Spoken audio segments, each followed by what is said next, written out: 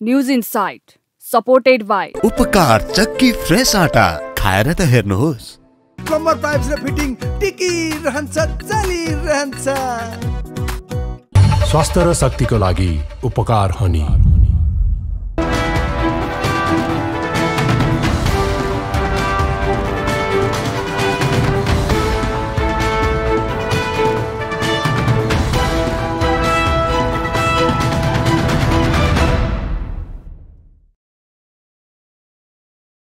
बारे विस्तृतमा बुझ्ने समय हो यो। खास न्यूजलाई खास कोणबाट हेर्ने समय हो यो।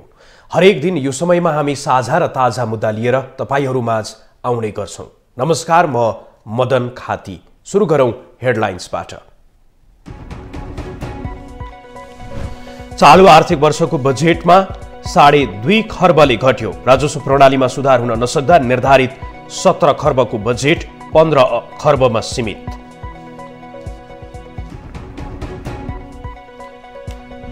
ब्याजदर चर्को रूपमा बढाएको भन्दै ब्याङ्कहरू विरुद्ध उद्योगी व्यवसायीले सडक आन्दोलन गर्ने।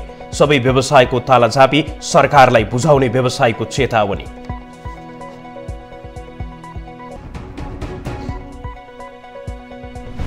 सरकार र चिकित्सक संघबीच 6 बुँदे सहमति। विशिष्ट व्यक्तिहरूको सुरक्षा व्यवस्थापन कार्यविधि पुनरावलोकन गर्न सरकार तयार। विगतको घटनाबाट नचेत्दा राष्ट्रपति भण्डारी निशानामा। जनयुद्ध दिवसको अवसर पारेर सोमबार देशभर सार्वजनिक बिदा। पृथ्वी जयन्तीमा दिएको बिदाको आलोचना सहन नसकेर प्रधानमन्त्री फेस सेभिङमा लागेको अनुमान।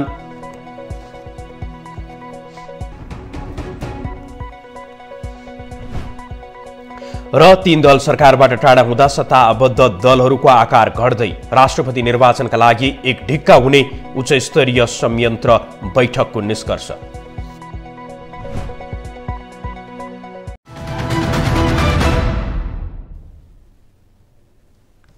सरकारले चालु आर्थिक वर्ष 2079-80 का लागि ल्याइएको बजेटमा 2 खर्ब 44 अर्बले घटाएको छ। अर्थमन्त्री विष्णुप्रसाद पौडेलले आइतबार प्रतिनिधि सभामा बजेटको मध्यावधि समीक्षा प्रतिवेदन पेश गर्दै बजेटको आकार घटाइएको जानकारी गराएका हुन्। तत्कालीन अर्थमन्त्री जनार्दन शर्माले चालु आर्थिक वर्षका लागि 17 खर्ब 93 अर्ब रुपैयाँको बजेट ल्याएका थिए।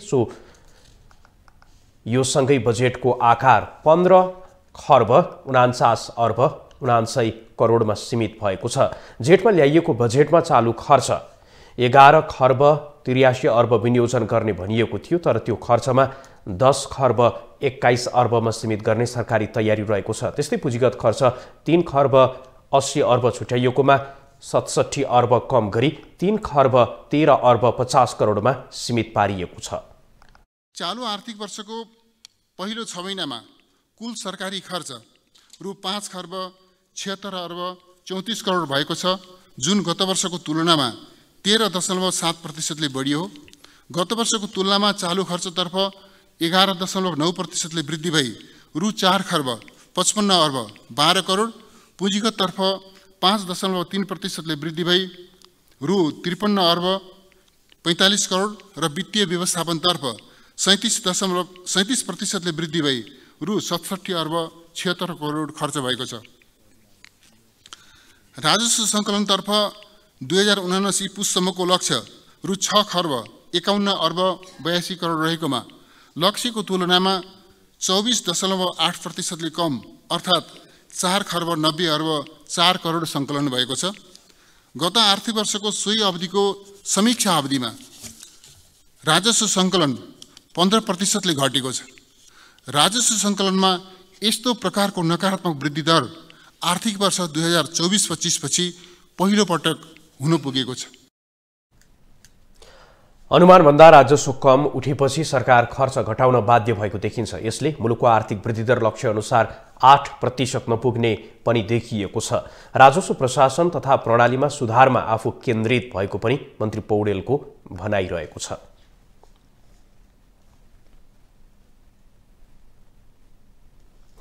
उद्योगी व्यवसायीहरूले ब्याङ्कहरू विरुद्ध सडक आन्दोलन गर्ने भएका छन्। ब्याङ्कहरूले ब्याजदर चर्को रूपमा बढाएको भन्दै व्यवसायीहरूले ब्याङ्कहरू विरुद्ध आन्दोलन गर्न लागेका हुन्। उद्योगी व्यवसायीहरूका 9 वटा महासंघ र 38 वटा संघहरूले बैंकको ज्यादती विरुद्ध सडक आन्दोलन गर्नुपर्ने बाध्यता भएको जनाएका हुन्। आउँदो फागुन 5 गते बैंकहरू विरुद्ध संयुक्त सडक आन्दोलन घोषणा गरेका व्यवसायीहरूले लामो समयदेखि आफूहरूले उठाउँदै आएका माग सम्बोधन गर्न सरकार उदासीन देखिएको आरोप पनि लगाएका छन्। हामीले थप कार्यक्रमहरू चाहिँ यो अहिले हामीलाई सुनाइ पनि भएन र वार्तामा बोलाउँदा पनि बोलाइएन। हामी आफै चाहिँ लुरु गयौँ, ठाउँ ठाउँमा पुग्यौँ, तर हाम्रा मागहरू सुनाइ भएनन्, सम्बोधन भएनन् र अहिले चाहिँ हामीले थप आन्दोलन कार्यक्रम गर्न हामी बाध्य भयौँ। र अहिले हामी हिजो चाहिँ एक्लै रूपमा हामीले गरेका थियौँ, नेपाल राष्ट्रिय व्यवसायी महासङ्घ मात्रै थियो। आज हामीले चाहिँ धेरै महासङ्घहरू, 8वटा 9वटा महासङ्घहरू र 38वटा सङ्गठनहरू जुन चाहिँ यस क्षेत्रमा चाहिँ कार्यरत सङ्गठनहरूले व्यवसायीहरूले सरकारले आफूहरूको माग सम्बोधन नगरे सबै व्यवसायको तालाचाबी सरकारलाई बुझाउने चेतावनी पनि दिएका छन्। बैंकहरूको ज्यादती र सरकारको उदासीनताले व्यवसायीहरू मारमा परेको गुनासो गरेका छन्। आउँदो फागुन 5 गते हुने संयुक्त सडक आन्दोलनमा नेपाल राष्ट्रिय व्यवसायी महासङ्घ, नेपाल यातायात व्यवसायी राष्ट्रिय महासङ्घ, होटल व्यवसायी महासङ्घ र मोबाइल व्यवसायी महासङ्घ, सार्वजनिक यातायात केन्द्रीय महासङ्घ लगायतको सहभागिता रहने जनाइएको छ।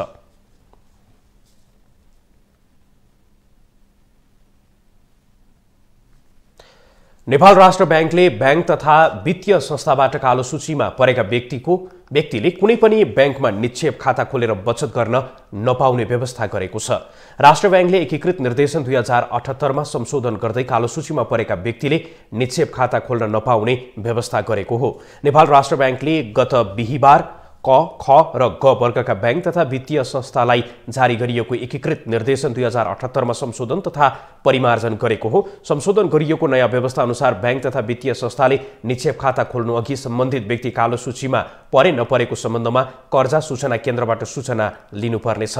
त्यस्तै राष्ट्र बैंकले कर्जा असुलीको लागि सार्वजनिक सूचना प्रकाशित गर्दा प्राकृतिक व्यक्तिको तस्बिर प्रकाशन गर्न नपाउने व्यवस्था समेत गरेको छ। साथै ब्याजदर प्रकाशन गर्दा ग्राहकमा कुनै किसिमको भ्रम सिर्जना नहुने गरी अनिवार्य रूपमा वार्षिक ब्याजदर प्रतिशत प्रकाशित गर्नुपर्ने व्यवस्था पनि गरेको छ। वैदेशिक रोजगारीमा जाने नेपालीको रेमिट्यान्स बचत खातामा बैंक तथा वित्तीय संस्थाका तर्फबाट जम्मा गरिएको प्रतिखाता रु 100 सम्मको खर्च रकमलाई संस्थागत सामाजिक उत्तरदायित्व कोषमा जम्मा भएको रकमबाट खर्च बेहोर्न सकिने व्यवस्था पनि गरिएको छ।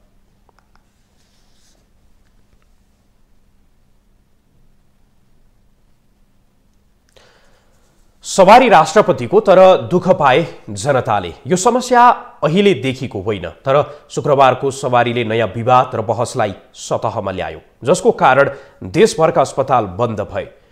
घटना विकसित हुँदै जाँदा अस्पतालमा चिकित्सक आन्दोलन गर्ने, अस्पताल बाहिर बिरामी। एक पटकमा नचेत्ने नेपाली बानीका कारण अहिले भएको यो अवस्थामा अब भने सुधार आउने अपेक्षा गरिएको छ, किनभने एक साताभित्रै विशिष्ट व्यक्तिहरूको सुरक्षा व्यवस्थापन कार्यविधि 2077 लाई अध्ययन गरेर पुनरावलोकन गर्ने सहमति भएको छ। एक रिपोर्ट।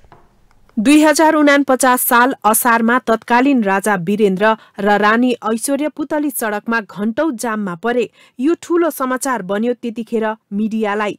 आफै सवारी चलाएर घुम्न निस्केका संवैधानिक राजा वीरेन्द्रले यो समस्यालाई ठूलो नमान्दा त्यसै सेलाएर गयो। तर अहिले सडक फरक छ। सवारी साधन बढेका छन्। राजाको होइन, राष्ट्रपतिको सवारी हुन थालेको छ सडकमा।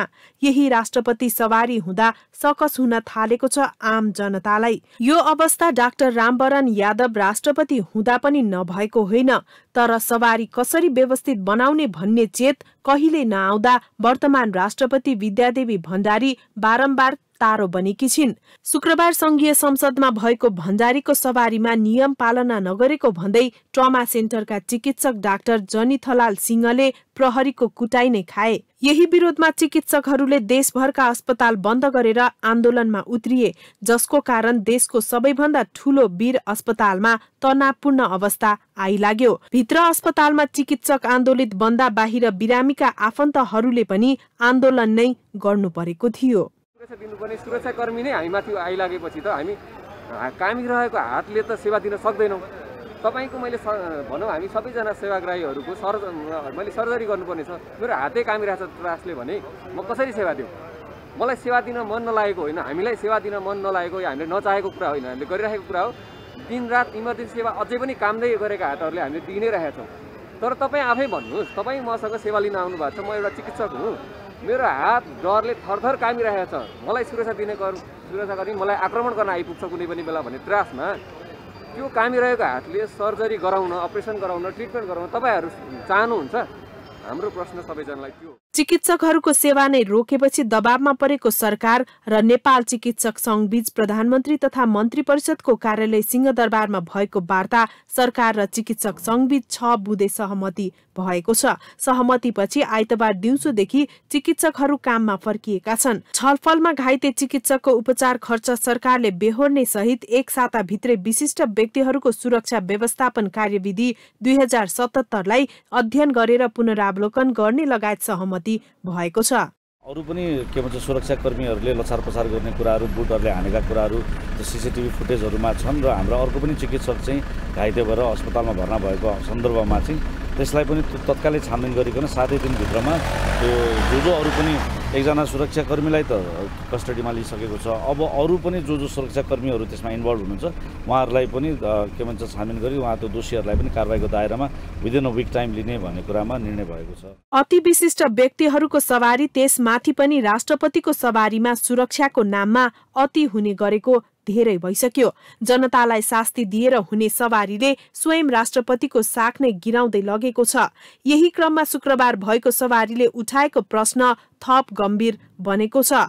आफ्नो कार्यकालको अन्तिम सम्बोधन गर्न संघीय संसद भवन पुगेकी राष्ट्रपति भण्डारीको सवारीका कारण काठमाडौँ उपत्यकाको सवारी व्यवस्था अस्तव्यस्त बनेको थियो भने राति अबेरसम्म पनि गन्तव्य पुग्न नसकेर सवारी साधनहरू सडकको जाममा नै थिए।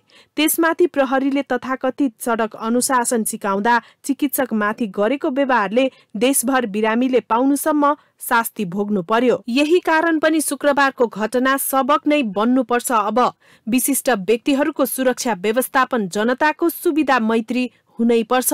अहिले जस्तो शास्ति मैत्री व्यवस्थापन अब कदापि हुनुहुन्न। नेपालमा कुन दिन के अवसरमा बिदा हुन्छ त्यो हमेशा कसैलाई थाहा हुँदैन। सरकारी जागिरेहरूले मध्यरातमा गृह मन्त्रालयले सूचना जारी गरेपछि बिदा दिइएको निर्णय भोलि बिहान मात्र थाहा पाउँछन्। वर्षमा कतिवटासम्म बिदा पर्छ त्यो पनि भन्न सकिँदैन। घोषित बिदा क्यालेन्डरमा अंकित भएर आउँछ, तर भइपरि आउने बिदाहरूले देश बर्बादी बनाइसक्दा पनि बिदा अझै थपितो छ। यसै क्रममा फागुन 1 गते अर्थात् भोलि जनयुद्ध दिवसको अवसरमा माओवादी केन्द्र नेतृत्वको सरकारले देशभर बिदा दिएको छ, जुन बिदालाई लिएर चर्चा र विरोध सुरु भइसकेको छ। एक रिपोर्ट।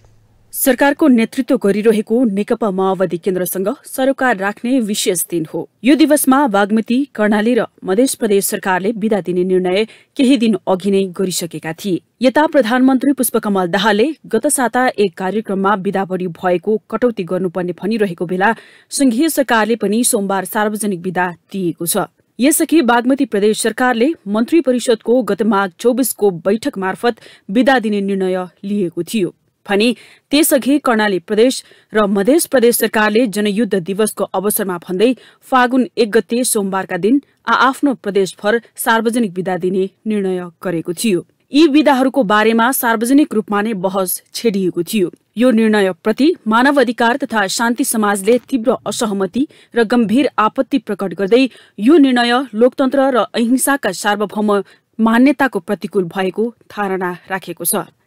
तर संघीय सरकारले पनि मन्त्री परिषदको बैठक मार्फत सार्वजनिक बिदा दिने निर्णय गरेर प्रदेशमा सीमित बहसलाई केन्द्रमा तानेको छ। तर माओवादी केन्द्रले मुलुकको वर्तमान अवस्था नै जनयुद्धको दिन भएको भन्दै वीर सपूतहरूको बलिदानीको सम्झनामा बिदा घोषणा गरिनु न्यायसङ्गत रहेको दावी गरेको छ। जनयुद्ध एउटा दूरगामी महत्त्वको ऐतिहासिक परिघटना हो।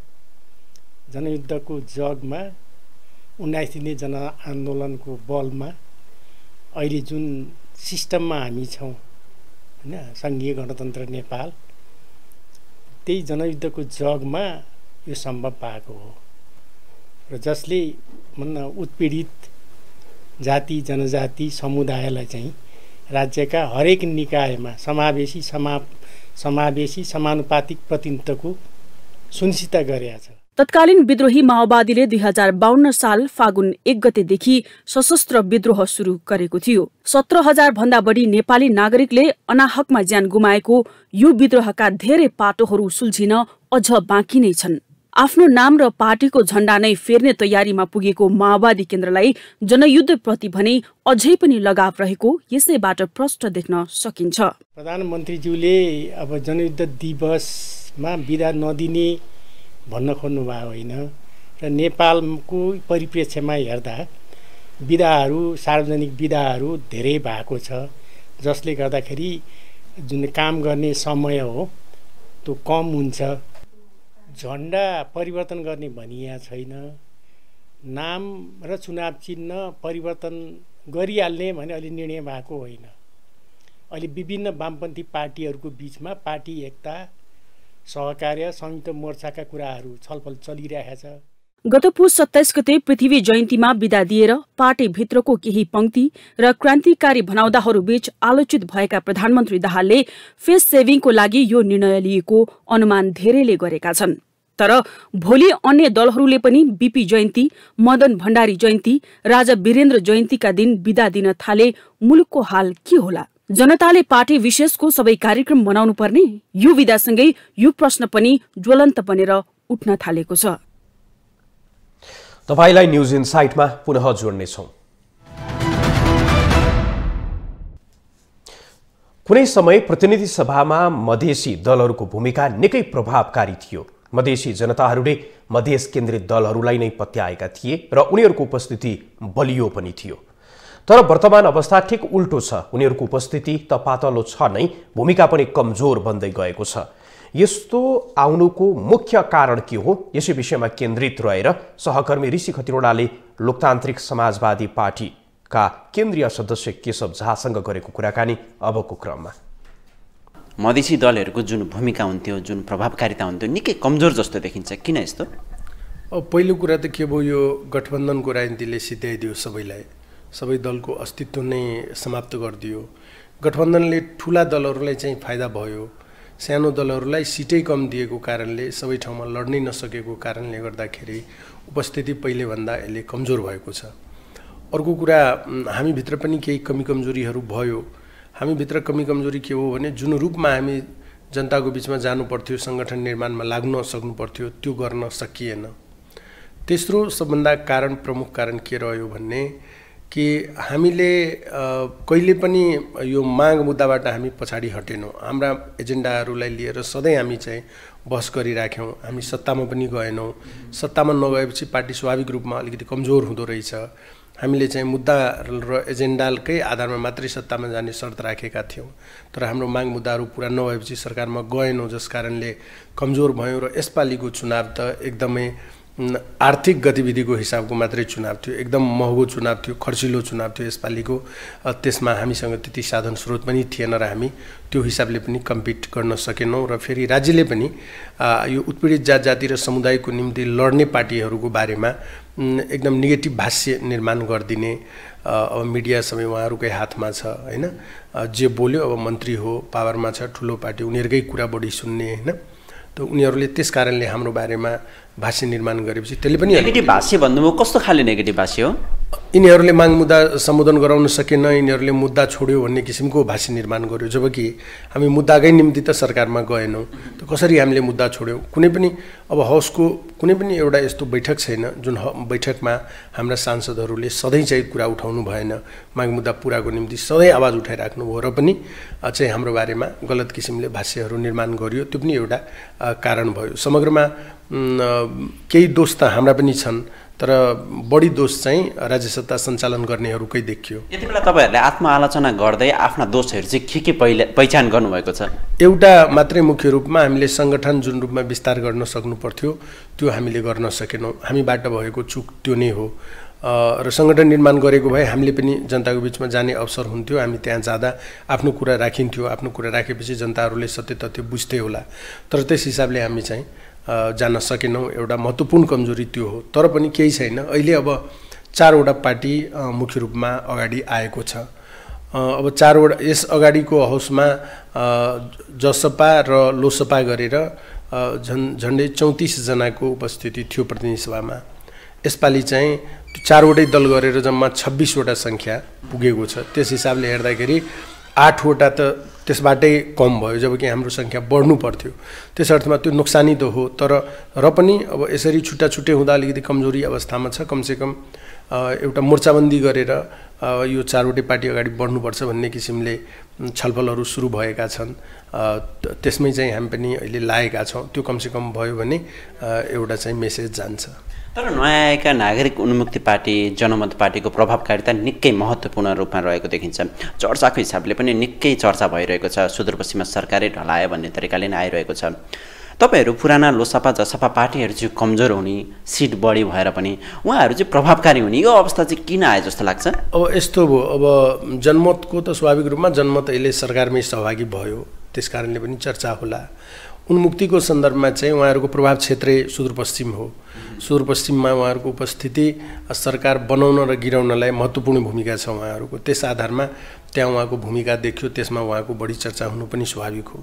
तर हाम्रै कारणले चाहे मध्य प्रदेशमा अथवा अन्य प्रदेशमा अथवा केन्द्रमै पनि सरकार बन्ने अथवा गिराउने किसिमको सङ्ख्या त हामीसँग छैन। त्यसकारण हाम्रो चर्चा कम भएको। फेरि हामी स्थापित भइसकेको एउटा शक्ति हो, चाहे लोसपा अथवा जसपा, त तिनीहरूलाई डिस्क्रेडिटेड गरेर तिनीहरू समाप्त भयो भने यो नयाँ नयाँ पार्टीहरूलाई त यसै समाप्त गर्न सकिन्छ भन्ने हिसाबले नयाँलाई महत्त्व दिएको जस्तो मात्रै हो। तर उसैलाई महत्त्व दिनु पर्यो भने भोलि यिनीहरूले दिँदैनन् महत्त्व। त्यस कारणले त्यो अहिलेलाई झुक्क्याउनलाई त्यस्तो खेल खेलेको हो, त्यो हामी बुझ्न सक्छौँ। त्यसलाई चाहिँ हामी सावधानीपूर्वक त्यसबाट कसरी बाहिरिने, आफ्ना कुराहरूलाई कसरी अगाडि बढाउने, उत्पीडित जाति समुदायको निम्ति कसरी चाहिँ प्रस्तुत हुने भन्ने गरी हामी सल्लाह गर्दैछौँ। अहिले तराईको मुद्दा आउने बित्तिकै पहिलो नम्बरमा आउँछ नागरिकताको मुद्दा। किन यसैमा मात्र बढी केन्द्रित छ? त्यहाँ त अनेकौँ समस्या छ। सीमाको विषय रहेको छ, उत्पीडनमा माथि ल्याउनु पर्ने विषय छ, गरिबीको रेखामुनिभन्दा माथि तल रहेका व्यक्तिलाई माथि ल्याउनु पर्ने छ। यो विषय चाहिँ तपाईँहरूको प्राथमिकतामा कहिल्यै पर्दैन। नागरिकताको विषय चाहिँ जहिले प्राथमिकतामा पर्छ, तर यो विषय जहिले कमजोर हुन्छ। यो विषयलाई समाधान गर्नका लागि अब के गर्नुपर्छ? तपाईँहरू कसरी अगाडि बढ्नुहुन्छ? पहिलो कुरा के हो भन्ने, यहाँले भने जस्तो नागरिकता नै हाम्रो सबैभन्दा ठुलो मुद्दा, नागरिकता नै पहिलो मुद्दा भन्ने होइन। हाम्रो पहिलो मुद्दा भनेको त संविधान संशोधनको विषय हो। यो संविधान जुन जारी भएको छ यो अपूर्ण छ, यसलाई पूर्णता दिनुपर्छ भनेर हामीले धेरै नै बुदाहरूमा असहमति राखेर प्राइभेट बिलको रूपमा पनि हाउसमा दर्ता गराएको अवस्था छ। र काङ्ग्रेस माओवादीहरूले त हाम्रो माग मुद्दालाई सम्बोधन गर्न प्रयास पनि गरेको थियो, एकचोटि सफल हुन सकेन, केही मतले चाहिँ संशोधन हुन सकेन। त्यसकारण त्यो नै पहिलो मुद्दा हो भन्ने विषय होइन। हाम्रा धेरै विषयहरू छन्। हामीले त संहिता कसरी बलियो बनाउने, अधिकार बाँडफाँडको कुरा गरेका छौँ। राज्य पुनर्संरचनामा सीमाङ्कन यो भएन, सीमाङ्कन हेरफेर गरिनुपर्छ भनेका छौँ, होइन। अनि त्यसपछि हामीले एउटै भाषा किन, विभिन्न भाषाहरूमा सरकारी कामकाज हुनुपर्छ भनेर हामीले भनेका छौँ, होइन। यो निर्वाचन क्षेत्रहरूको निर्धारण समान जनसङ्ख्याको आधारमा हुनुपर्छ भनेका छौँ। धेरै विषयहरू हामीले उठान गरेका छौँ। त्यसमध्ये नागरिकता पनि एउटा विषय हो। र यहाँलाई म बताउँ कि हामीले उठाएको कुनै पनि एउटा मुद्दा त्यो खालि मधेसको जनताको लागि होइन। हामीले यो देशमा संहिताको मुद्दा उठाएका थियौँ। संहिता हाम्रै कारणले यो मुलुकमा आज आएको छ। के मधेसलाई मात्रै फाइदा भइरहेको छ त्यसले? हामीले चाहिँ यो देशमा समावेशिताको मुद्दा उठाएका थियौँ। आज चाहिँ सबै ठाउँमा समावेशिता भएको अवस्था छ। के त्यो मधेसले मात्रै फाइदा पायो त? पाएन। अब नागरिकताको कुरा गरौँ। सबभन्दा लास्टचोटि नागरिकता वितरण भएको 2063 सालमा टोलीले बनाएर वितरण गरियो। त्यतिखेर 26 लाख नागरिकता वितरण भएको छ। गृह मन्त्रालयको रेकर्ड छ। 26 लाखमा मधेसीले कति नागरिकता पाए यहाँलाई डाटा बताउँ। जम्मा 6.5 लाख मधेसीले मात्रै नागरिकता पाएको छ। 19.5 लाख चाहिँ गैर मधेसी मुलुकहरू पहाड र हिमालमा बस्ने जनताले नागरिकता प्राप्त गरेका छन्। भनेपछि यो त मधेसको समस्या मात्रै होइन रहेछ नि त। दोहोरो नागरिकताको समस्या त छ त। यो विषयलाई चाहिँ तपाईँहरू किन कमजोर बनाउनुहुन्छ अथवा यो छैन जसरी प्रस्तुत हुनुहुन्छ? होइन, यो समस्या भए पनि त्यो हुन्छ त। त्यो ठुलो विषय नै भएन नि। दुनियाँमा कहाँ कहाँ चाहिँ ओपन बोर्डर छ त्यो एउटा हिस्ट्री हेरौँ हामीले। जहाँ जहाँ छ कहीँ पनि यस्तो समस्या छैन। यो समस्या नेपालमा बनाइएको छ। भारततिर जानुहोस्, कुनै ड्याम केयर कुनै मतलब छैन। तपाईँ त्यहाँ गएर नागरिकता लिनुहोस्, त्यहाँको जग्गा किन्नुहोस्, तपाईँले रोजगारी एकदम 1950 को ट्रिटी छ। नेपालीहरूलाई सबै सुविधा दिएको छ। त्यहाँ तपाईँ त्यहाँ गएर जग्गा किन्न सक्नुहुन्छ, तपाईँ त्यहाँ गएर कारोबार गर्न सक्नुहुन्छ नेपाली नागरिकताकै आधारमा, तपाईँ त्यहाँ सरकारी जागिर गर्न सक्नुहुन्छ नेपाली नागरिकताको आधारमा। छ त यहाँ यदि सुविधा छैन नि। यहाँ बेकारको चाहिँ स्याल हुइया मचाएर ठुलो इस्यु बनाएर के नहोला जस्तो कोही इन्डियाको मान्छे नेपालमा आउन खोज्दैनन्, आउन चाहँदैनन्। किन आउँछ? यहाँ के सुविधा छ भन्नुहोस् न? यहीँ भएको जनता त देश छोडेर बाहिर जाने थालिसक्यो, किन त्यताबाट आउँछ त?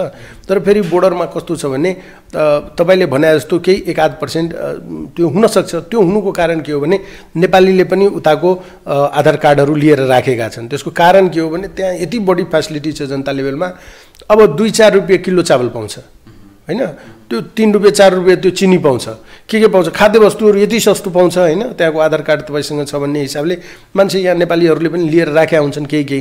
त्यो कमै छ, त्यो बढीमा यसको एउटा सर्वे आएको छ अस्ति। यसमा चाहिँ पूर्वाञ्चलको जिल्लाहरू र सुदूरपश्चिमाञ्चलको जिल्लाहरूमा मात्रै चाहिँ त्यो पनि अलिकति उताको आधार कार्डहरू बढी लिएको देखिन्छ। नभए यता समग्र साउथ बेल्टमा चाहिँ त्यो एकदम कमै छ, लिएका छैनन् प्रायः नेपालीहरू उताको आधार कार्ड पनि लिएका छैनन्। मधेसी मूलमा यो तपाईँले खोज्नु हो भने 1% पनि तपाईँले भेट्नुहुन्न। 0.0मा कथम कदाचित त्यस्तो कहिलेकाहीँ तपाईँले आक्कल झुकल सुन्नुहुन्छ कि यो 2टा नागरिकता थियो भने, नभए त्यो अब लगभग छैन, बराबर सकिसकेको अवस्था छ।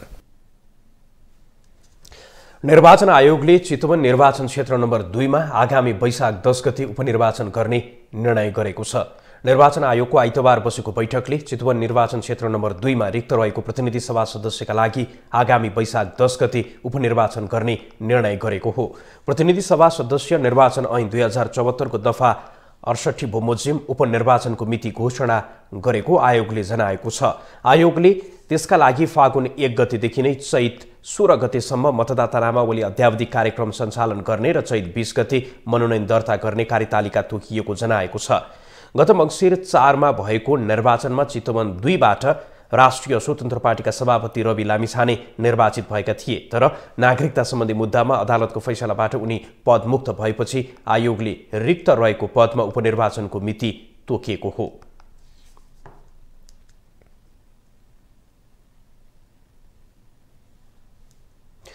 कोरोनाको लहरसँगै बन्द भएको म्याग्दीको चीज उद्योग सञ्चालनमा आएको छ। कोरोना महामारीको पहिलो र दोस्रो लहरसँगै प्रसिद्ध पर्यटकीय स्थलमा समेत बाह्य पर्यटकको चाप घटीसँगै बिक्री हुन छाडेपछि उत्तरी म्याग्दीको अन्नपूर्ण गाउँपालिकाभित्र रहेका 3वटा चीज उद्योग बन्द भएका थिए। म्याग्दीबाट सहकर्मी हरिकृष्ण गौतमको यो रिपोर्ट। विक्रमसम्म 2076 को चैतदेखि बन्द भएको हिमालयन चीज उत्पादन कृषि सहकारी संस्थाले आगामी फागुन 7 गतेदेखि नियमित उत्पादन गर्ने निर्णय गरेको छ। आइतबार गाउँमा कृषकको भेला गरी चीज उद्योगका सञ्चालक श्याम प्रसाद खड्काले उत्तरी म्याग्दीका पर्यटकीय स्थलमा आन्तरिक तथा बाह्य पर्यटकको आवागमन बढेको, चीजको माग बढ्न थालेको र मुस्ताङ एवं पोखरामा समेत बिक्री गर्न सकिने भएकाले उद्योग पुनः सञ्चालनको वातावरण बनेको बताए।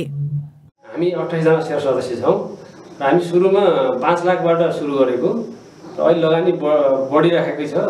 हामी यहाँ सामान थप्ने, विभिन्न कोठाहरू थप्ने गर्दै जाँदाखेरि अब यो 10 लाखमा पुगेको छ। अहिले 30 देखि 32 जना कृषक यहाँ आबद्ध छन् र दैनिक चाहिँ हाम्रो 200 लिटरको हाराहारी पनि दुध छ। अहिले कहिले बढ्छ कहिले अलिक घट्छ हिउँदमा। म्याग्दीको अन्नपूर्ण गाउँपालिका 5 पाउद्वार 6 घार र 8 राम्चेमा रहेका चीज उद्योग 2076 सालको चैतदेखि बन्द अवस्थामा रहेका छन्। कोरोना महामारीका कारण बजारमा लैजाने तयारीमा रहेको करिब 15 टन भन्दा बढी चीज पनि कुहिएर खेर गएपछि उद्योगहरू बन्द भएको थियो। बजारमा प्रति केजी 800 देखि 1000 सम्म बिक्री हुने गरेकोमा स्टक रहेको चीज 500 प्रति किलोमा दिँदा पनि बिक्री हुन नसकेपछि कुहिएर खेर गएपछि किसान निराश बनेका थिए। चीज उद्योग बन्द भएपछि त्यहाँका दूध उत्पादक किसान हतोत्साहित भएको अवस्थामा पुनः सञ्चालन गर्ने निर्णयले उनीहरू उत्साहित भएका छन्।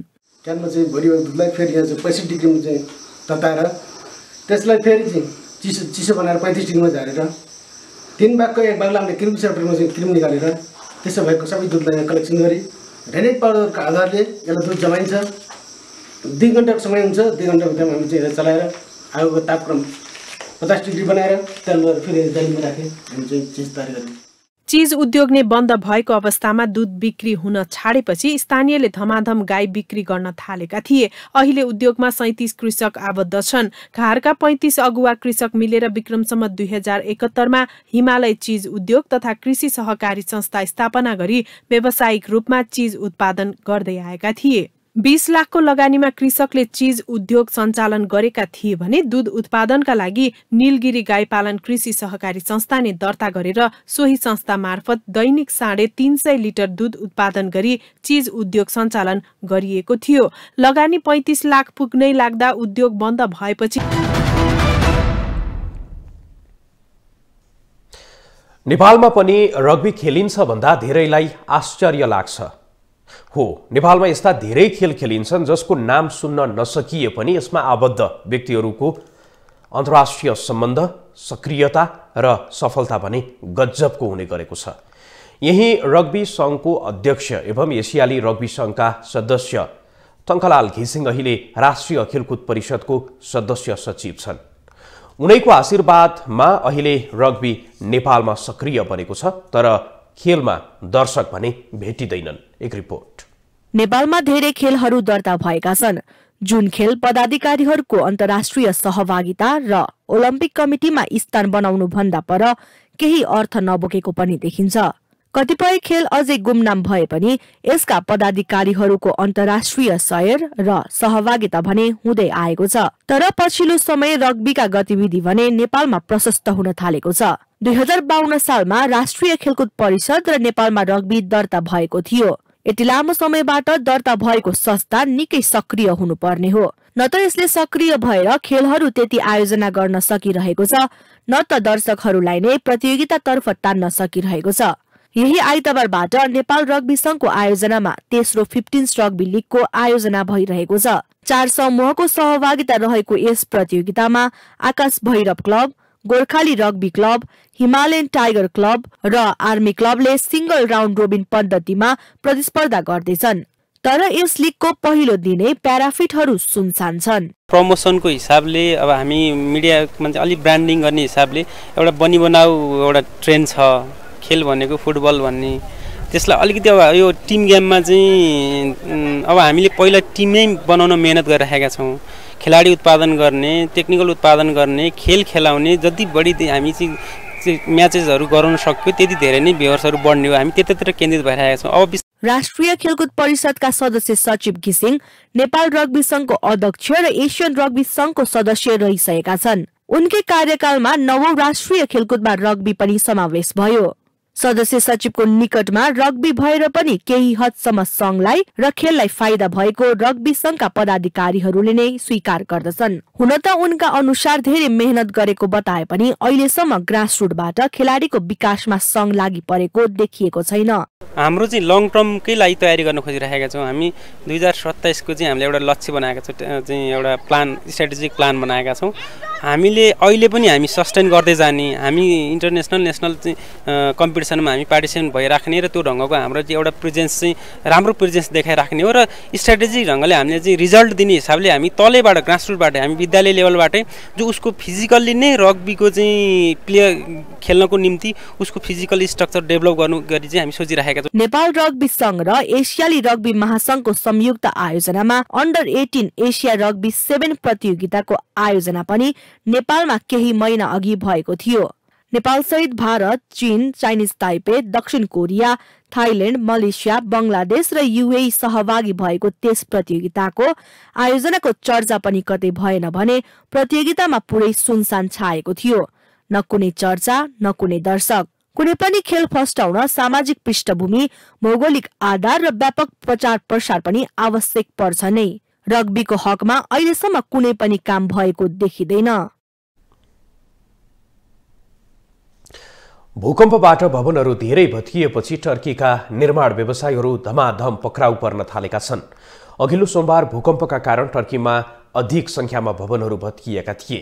अन्तर्राष्ट्रिय समाचार संस्थाहरूका अनुसार टर्की सरकारले भवन बनाउने 113 जना विरुद्ध पक्राउ पुर्जी प्राप्त गरिसकेको छ। गत सोमबार बिहान 7.8 म्याग्निच्युडको र सोही दिन दिउँसो 7.6 म्याग्निच्युडको भूकम्पमा परेर टर्की र सिरियामा 28,000 मानिसको ज्यान गएको छ।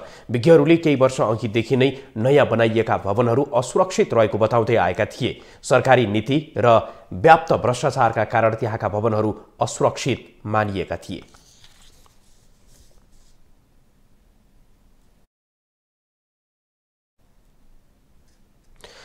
देश विदेशका यस्तै विभिन्न विषयवस्तुसँग हामी तपाईलाई जोडिरहनेछौँ न्युज इनसाइटमा। नमस्कार।